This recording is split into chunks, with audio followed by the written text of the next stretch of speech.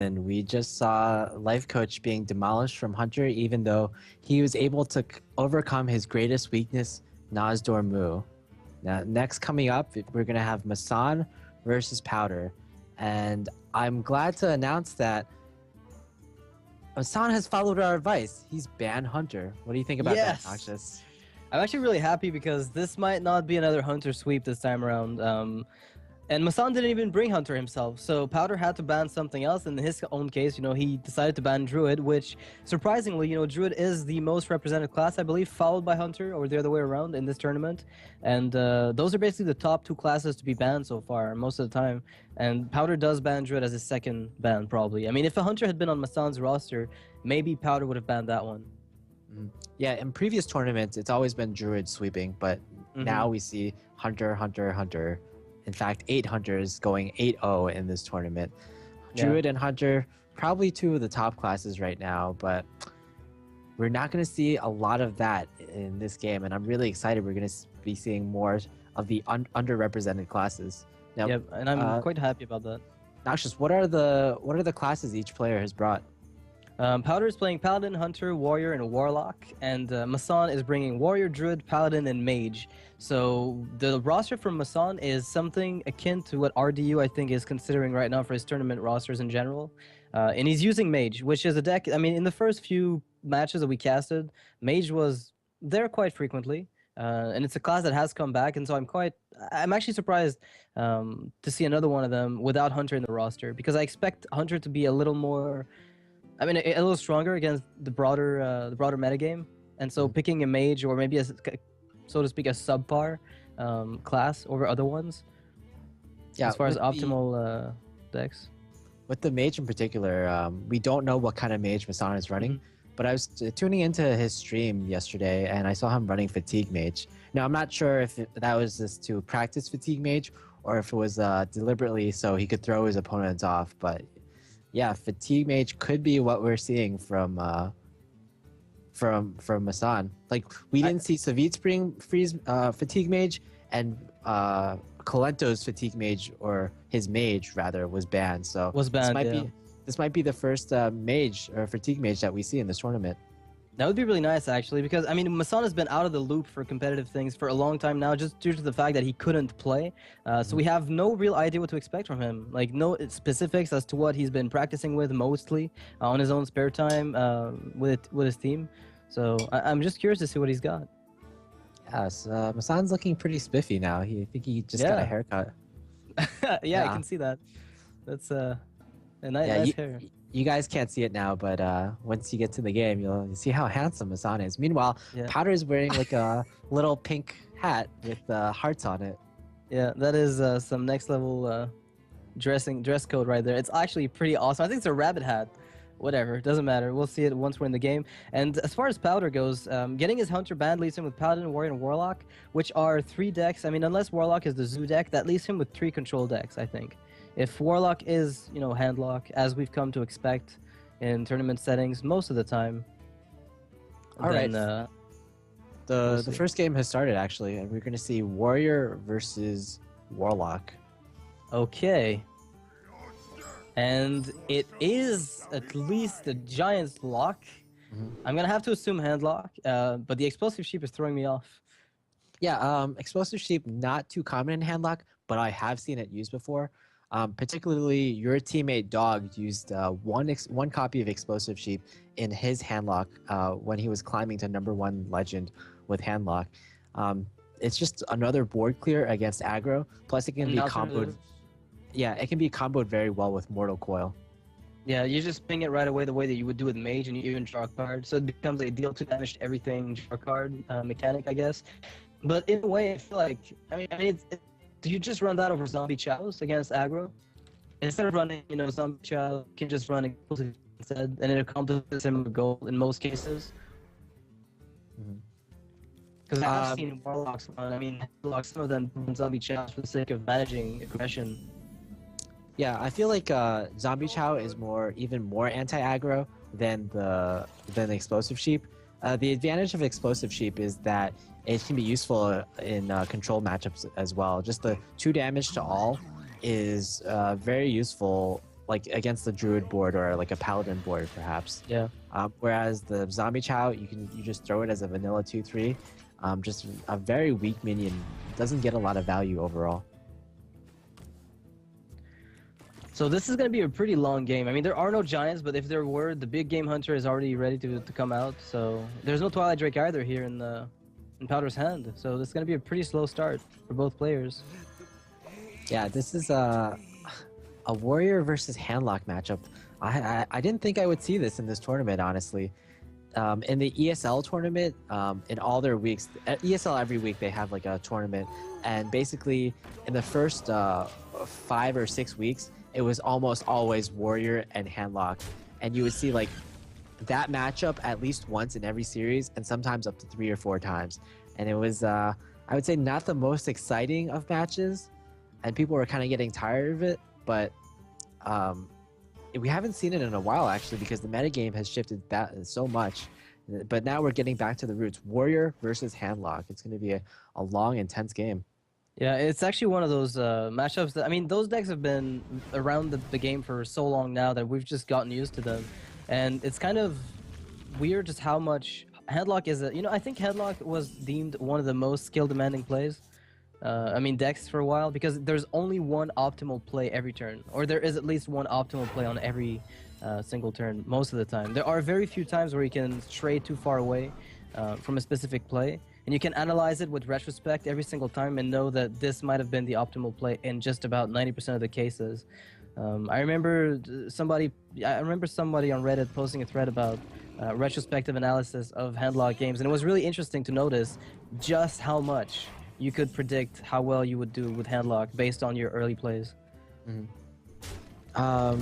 Yeah, Powder didn't have like a really great opening start, just because he didn't draw the Giants or any Twilight Drakes early, but he's doing pretty well now. Unfortunately, BGH comes down, but Powder does have a response. The Explosive to that. Sheep, yeah. Explosive Sheep, just like we were talking about, Explosive Sheep plus Mortal Coil is a board clear. And you have to run both coils in that case, I'm guessing, if you're running 2 Explosive Sheeps, because otherwise, why would you bother running just the one? Yeah, just a little bit of a note. There's a bit of an error on the screen right now. Powder is indeed not on Complexity Gaming. He's not your teammate, right, Noxious? That didn't. No, he isn't. Like no, revelation. Yeah, he's on iHeartU instead. Yeah, he actually used to be in DKMR, Don't Kick My Robot, and got picked up or integrated into iHeartU, kind of a grassroots team. So. I wonder what this hat is about. It's about cats and bunnies. And yeah, it's love. I mean, maybe it's just cold in Sweden. Right. Okay, let's assume that's the case. That sounds right. Rag might be just hitting the floor.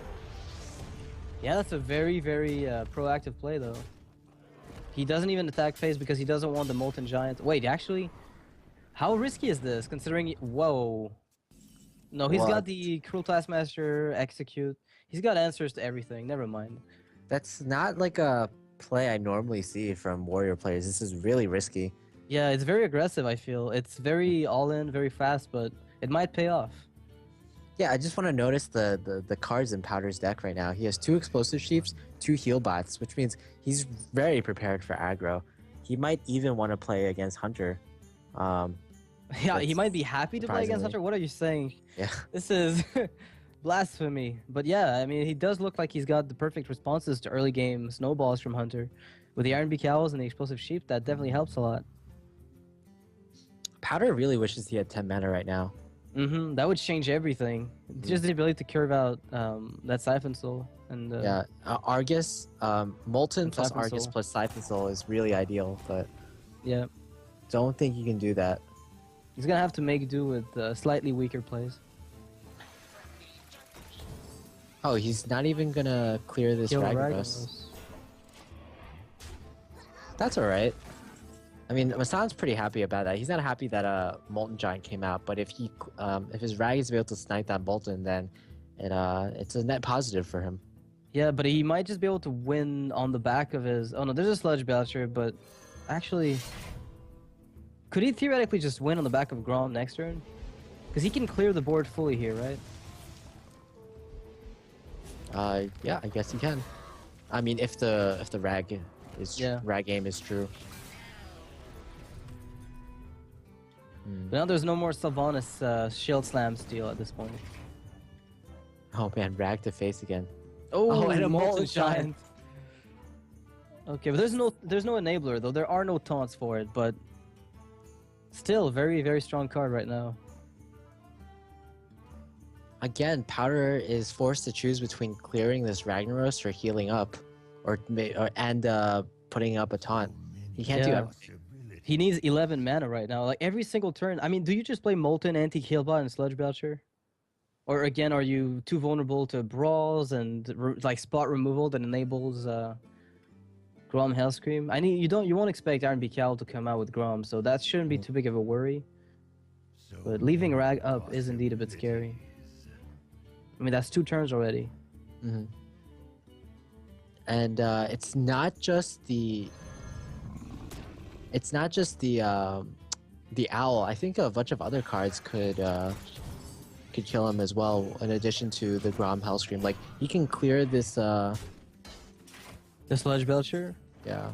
Oh, okay. What? Wait, is that it? That's good game. Wait, is it game? No, because he healed up for 8. That's right. Oh, goodness.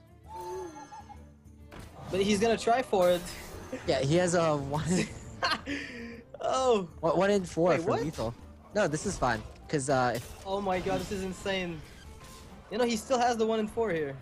Yeah, is the Rag's aim true? No! No! The one Shadow time... Flame. One time he needed to go face Shadow Flame is excellent. Shadow Flame is almost too good. It's actually almost too good. I mean, how does he win now? He also could Sylvanas Shadow Flame. That might be even better. You know, your opponent can't deal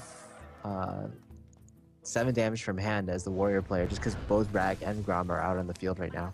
Yeah, but playing Sylvanas right now just allows you to have like just more damage, I guess, coming out, and he can't play anything that's going to threaten you. You counter his Sylvanas, he counters yours. Wait, Dr. Boom Whirlwind? No way. That would just be funny. Is he gonna Whirlwind? No, he's not. No. I'm disappointed. I wanted to see the Boom Bots just win the game. Wait, you would have had to Cruel Taskmaster the 2-1 first, though. The 2-2. Then you Whirlwind, and then Boom Bots hit face twice for lethal. Are we gonna see 4 to face from this Boombot? Nope, not this time. Probably one of the best options for Powder right now. Well, you could attack that Boombot and then Siphon Soul your own Sylvanas. Powder's suddenly gotten a bit blurry. He's a bit unsure of himself right now. Yeah, his webcam connection seems a bit a bit messed. So, in this case, how happy are you to make goofy plays with Sylvanas to steal that Dr. Boom? Because I mean, you can Jiraxis on the following turn and. I think it's a bit too YOLO for me. Like you pretty much. Would you just Lord Jiraxis, attack the Boombot, then hit Sylvanas into Boom? That's a lot more consistent. I think the game is slow enough that you can just Siphon Soul and then maybe attack face. Oh, maybe he disconnected because he's roping right now. Oh yeah, you're right. Massan looks pretty confused about it as well. Yeah, Massan doesn't know what's going on, but wow, okay. So he attacks face straight up. His turn comes around, he drags Dr. Boom to the face, and no hesitation. A little bit of confusion on his face, but takes the game nonetheless. I think the Warlock might have been able to swing back in with that Jiraxis though. Just healing himself up, attacking the 1/1. I actually think Powder was in like a favorable position when he disconnected. So yeah, this game is really unfortunate. This disconnect exactly not what you want to see. I hope for him there's no DDoS going on at the moment. The D word. Da-da-da-da-dum. That's the D word you definitely don't want to hear in esports. Yeah, the last thing you want to hear as a contestant, especially, it's the worst. Yeah, especially like with Naria versus Ekop. Naria disconnected a few times, but they were all in times when he was in an unfavorable position. In this scenario, Powder was in a favorable position, and he disconnected. So that makes the feeling even worse. Yeah, he had it slightly, like, initially it was slightly fine, but then it turned out to be a lot more difficult for him. Mhm. Well, okay, so I don't know exactly when the admins will tell us the next game will be moving on. The ruling is generally that people who get disconnected lose, as far as I'm aware, if we have the same standard as Neria. I mean, that's if it were the other way around, it'd Yeah, make for no, of course. interesting games. If the disconnected player always won, then I just plug pull all the time. Everybody's just there with their modem getting ready to plug it Yeah. on. Who's like Uh, the first player who disconnects wins. Yeah, that'd It's be. just a race to see who can pull their plug the fastest. You could just have like you just have a script just Mhm. forcing you to auto disconnect as soon as Hearthstone boots a game. Like you have a firewall, you just enable, and then everything just crashes nonstop. Then it's all about who has the best connection. Yeah, pretty much. Who has the best hardware to disconnect faster? All right, well, probably a 1-0 here by Massan, who I think in this game would have likely lost Mhm. over the we- long term. I mean, we'll never know what was left in the deck. And he was still very high on health. A brawl would have changed a lot of things. Harrison Jones on Draxus's weapon might have been a big deal. So there could have been a lot of upsets depending on what Massan would have top decked, but we couldn't see it. But as the game was going in, based on the board that we saw, Dr. Boom was likely to come out, and in favor of the Warlock player and stay just in his camp forever. Yeah, just as a brief side note, we've already raised $867 for Child's Play, so that money is all gonna be going to hospitals all around the world to buy toys and video games for children. So what a great cause! Yeah, we urge you to donate so that we can at least break the $1,000 by the end of the day. That'd be awesome. All this money goes to children, so there is no, there's no middleman. We're not taking the money and redistributing it as we please. It's all for the Child's Play Foundation, and yeah, it's a good cause. I think it's a really nice cause to charity for. I mean, $1,000. I think we're gonna break that. We can. Oh, we're gonna break afford- it for sure. We can afford to set the bar a little higher, right now. Okay, let's say 5,000, right? Okay, Let- let- $5,000. Let's break 2K by the end of the day. 2K, yeah, I think 2K that's is a pretty fine. good goal. Mhm. All right, it's a good starting point, so that should be pretty cool. All right. So still awaiting admin decisions right now. Yeah, we I've- have no comments from them at the moment. I believe Powder has actually moved. Like his screen was frozen in a different position before. He stuttered a little bit, yes. I think he fell backwards slightly. I mean, All right, maybe well, maybe Powder was just mad that he had the wrong team displayed. Like he's like, I'm not on Complexity Gaming. How dare me they how dare they assume that I'm in a game with Noxious or I'm in a team with Noxious. team with Noxious. Yeah, who would want that? I mean, I'm not even on the pro team of Complexity, by the way. But I don't know if a lot of people are aware of that, but a lot of people associate me with Call, but I'm a part of the organization, but I'm not in the professional team. Like, I don't get sent to this tournament. I'm not on the level the dog is at just yet. I'm You're- working on it. I'm playing fast, but Yeah, you have to be more like Dog. yeah, more like dog and less like me. More like Dog, keeping up that speed, that Yep. that Hearthstone APM, right? Yeah, you can't confuse me with Nostormu. Mm. That's one of the facts about this. Like, if I were in Life Coach's position, I would have been just perfectly fine with Nostormu. Yeah, your play wouldn't have deteriorated at all. No, I mean it's not like it's good initially, but it wouldn't have gotten worse at that point. Like going back to that game, like during the terms when Nozdormu was on the field, Life Coach actually like he probably played worse than like an average like rank 5 player, I would say, to be honest. Yeah, I agree with you, but he was so confused. And it's funny because you look at optimal plays in Hearthstone and you calculate them mathematically. You tell yourself, okay, this will give me the higher chances of winning over time. But this is like an externality, right? You have to consider it as something that's completely outside of the usual variables that you calculate when you try to find the optimal play. Is it enough time for me to think about the play that I want to make? And I think in this case, because it was Life Coach, Nozdormu was the optimal play. Okay. It's really weird in a way. Okay. We've gotten word from the admins that Powder has reconnected. The decision is that because he disconnected, he has lost the game, and he will attempt to come back with Paladin in the next set. Yep. So Paladin against Control Warrior. We've seen this matchup go on before, and it's generally been pretty heavily in the favor of Paladin. Let's see if this is going to be the case again, and I'm actually curious to see what's going to happen. Yeah, Powder again is the kind of can be seen as like kind of a father of Paladin because he made the first popular Paladin deck after GVG with the musters with the quartermasters. Before him, people weren't running like 2 quartermasters in their decks, and it wasn't like a very popular card even. But now we've seen the power of quartermaster, and indeed, it's something that you do want to run in Paladin. So his version of Paladin was kind of a bit faster with knife jugglers, with zombie chows, and that particular version I feel isn't as good as Warrior against Warrior as the one that Life Coach was running with 2 piloted Sky Golems, just a higher curve of overall. Yeah, it's like the Savannah Highmanes from Hunter just causing a huge headache for Warriors. And this is basically the poor man's Savannah Highmane, so to speak, or just the neutral one in a way. And it's funny enough that Karen Bloodhoof is just not seeing much play since the Powder Shredder came around. Yeah, I feel like it's a variety of reasons. For the piloted Shredder, or piloted Sky Golem, it just contests other drops a little bit better, other 5 drops rather, like the Lothar, like Sludge Belcher. Spectral Knight even. There's so many Spectral things. Knight, Druid of the Claw, just everything. It can, like a 6-drop beating a 5-drop is exactly what you want in a 6-drop. Yep.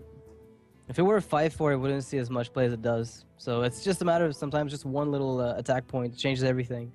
So Powder is going to be back. Apparently they're going to be starting the game soon. So Powder is still not on Complexity Gaming. He is still mislabeled as being a part of the organization. But I don't know. I'm just curious how he must be feeling about the disconnect there. Because I'm pretty sure it was a really favorable game in his case. Okay. Wow, they're starting soon. All right, cool. They're starting the game, so we'll see exactly what the mulligans look like in both players' favor. Now, I want to see what Powder is playing. I want to see if he's playing the much slower Paladin, or like the Turtle Paladin, or the faster one. That's going to determine really heavily.